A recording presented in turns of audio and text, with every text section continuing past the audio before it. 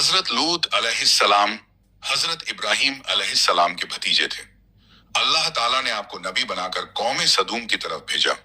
ये कौम ना सिर्फ गुनाहगार थी बल्कि दुनिया की पहली कौम थी जिसने हमजिन्स प्रस्ती सेम जेंडर रिलेशन जैसा घिनौना गुनाह शुरू किया।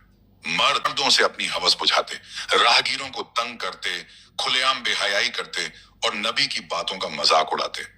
हजरत लूत अलैहिस्सलाम ने उन्हें बार बार समझाया, ऐ मेरी कौम, अल्लाह से डरो, ये बेहुदा काम छोड़ दो, अल्लाह का अजाब बहुत सख्त होता है।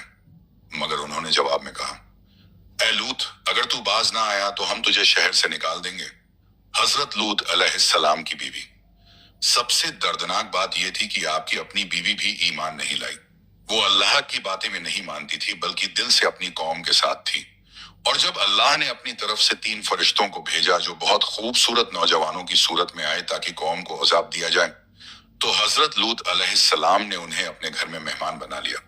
मगर अफसोस, आपकी बीवी ने चुपके से कौम के लोगों को खबर दी कि उनके घर में खूबसूरत मेहमान आए हैं।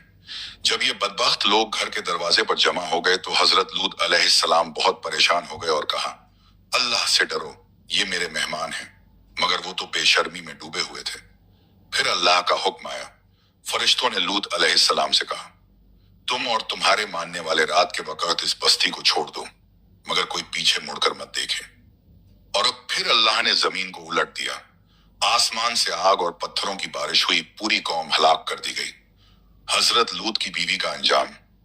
जब लूत अलैहिस्सलाम अपनी कौम से निकल रहे थे, आपकी बीवी ने पीछे मुड़कर देखा, दिल उसका अब भी उस कौम के साथ था। अल्लाह ताला ने उसे भी उसी अजाब में गिरफ्तार कर दिया। कुरान कहता है, वह औरत पीछे रह जाने वालों में से थी।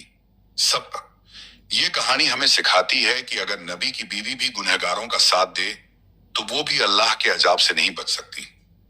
असल नुक्ता यह है, गुनाह सिर्फ करना ही नहीं, गुनाह को पसंद करना या उस पर चुप रहना भी हलाकत का रास्ता है।